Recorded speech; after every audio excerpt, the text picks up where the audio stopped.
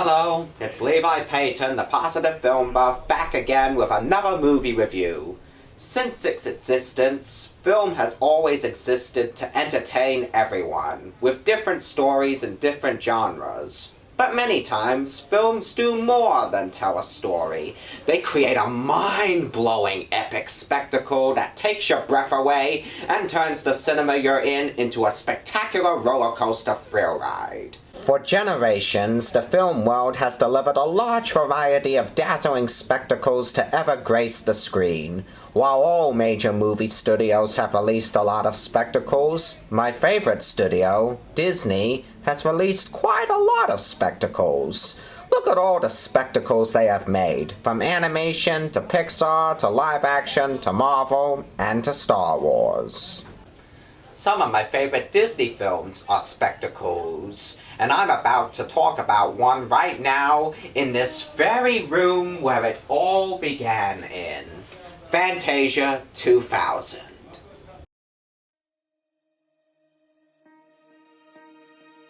Here's something for me to confess. I actually love this movie more than the original Fantasia. It sounds crazy to a normal film buff who hails the original as a classic, but I really do love this second film.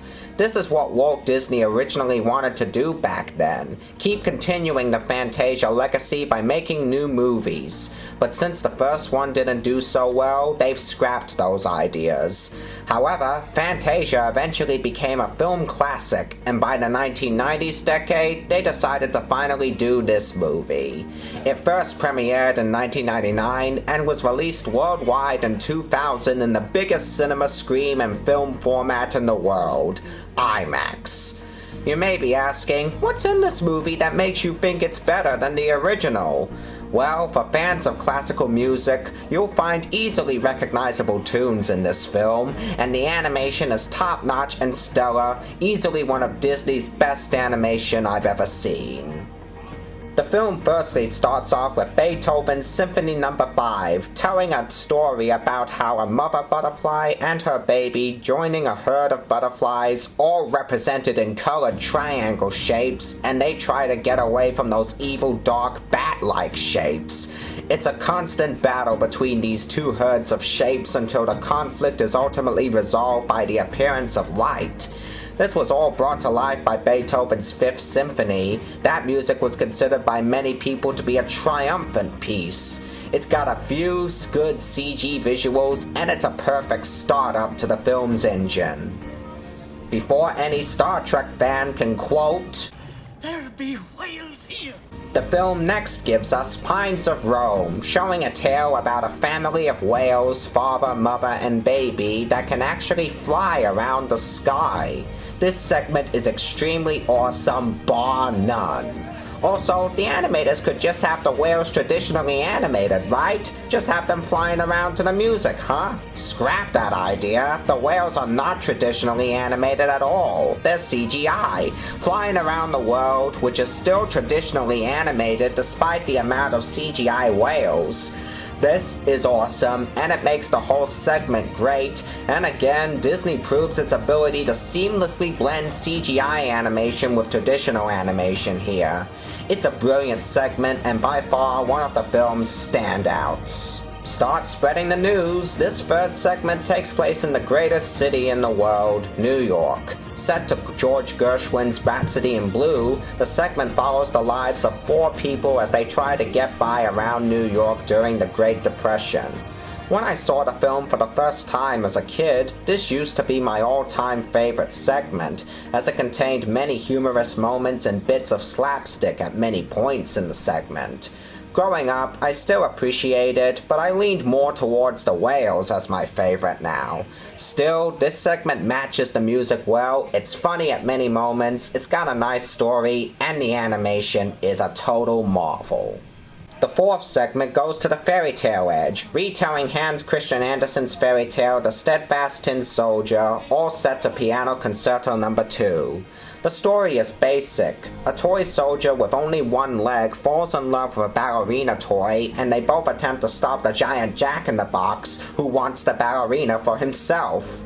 All the three main characters were CGI, but they had a very different kind of CGI. It almost looks like the characters were traditionally animated first, and then later were put in CG. There's just something about the way the characters were animated that makes me think that theory. Overall, this segment matches the music great, it's got great animation, and it keeps you guessing. I have not heard a question more weirder than, what would happen if you gave a yo-yo to a flock of flamingos? That question is answered in the next segment, set to the finale of Carnival of the Animals by Camille Saint-Saëns. In this, a flock of snooty and strict flamingos are constantly trying to force a goofy member of their flock to stop playing with his yo-yo and engage in their dull routines. This is, without a doubt, the most lighthearted segment in the whole movie, and it's one that is mostly aimed for the kids. It's bright, it's chirpy, it's colorful, and the animation is still stellar. In fact, I'll tell you a fascinating fact about this segment. Only one animator worked on this whole segment. Just one!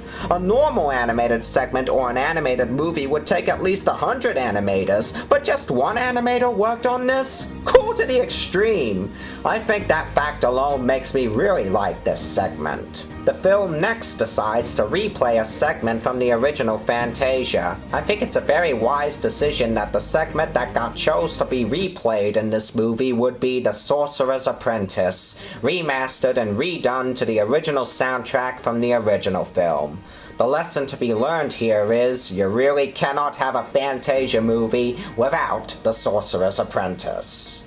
We next are given a segment set to Edward Elgar's Pomp and Circumstance, the music you'd usually hear in a graduation ceremony or during some events held in Great Britain, or something you heard during a literal mind-blowing moment.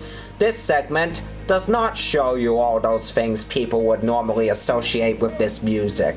We instead get an adaptation of Noah's Ark, years before Paramount would create their own spectacular spectacle of the story with Russell Crowe.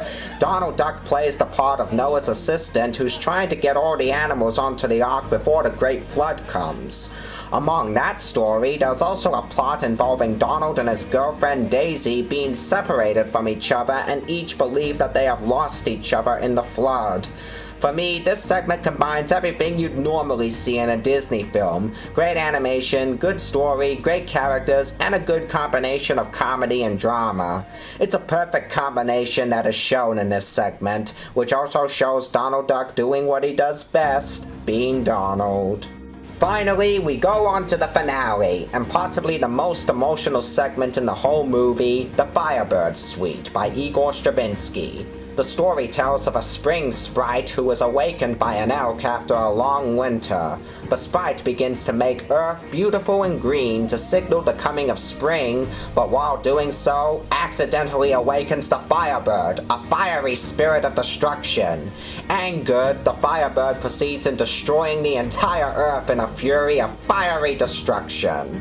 The sprite survives, however, and the elk manages to convince the sprite to restore the Earth to its normal state. The character of the Firebird is easily the most scariest and coolest character in the whole movie. The design of it is great, its movements are great, and the animation on it is all out awesome, awesome, awesome. Overall, this segment is a perfect description of life, death, and rebirth, and has the perfect combinations of beautiful, epic, and awesome. It matches the music perfectly, its animation is beyond spectacular, and it's a perfect finale to a sequel that was released 60 years after the first one.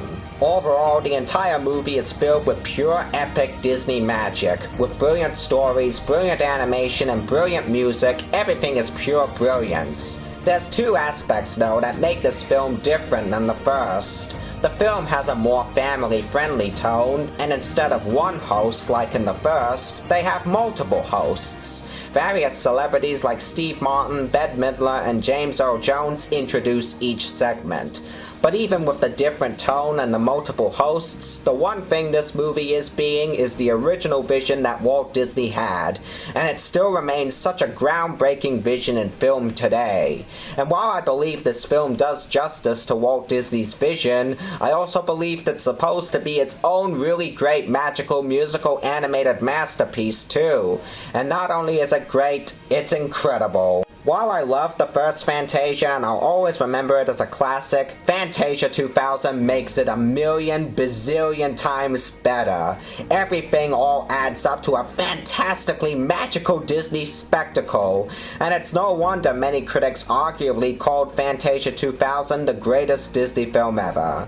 Friends, if you feel like seeing this awesome sequel, go and buy the film at your local DVD store and get ready for an experience you'll never ever ever forget. I really hope you enjoyed this Disney review of what I now call the greatest Disney sequel ever made and one of my all-time favorite movies ever, Fantasia 2000.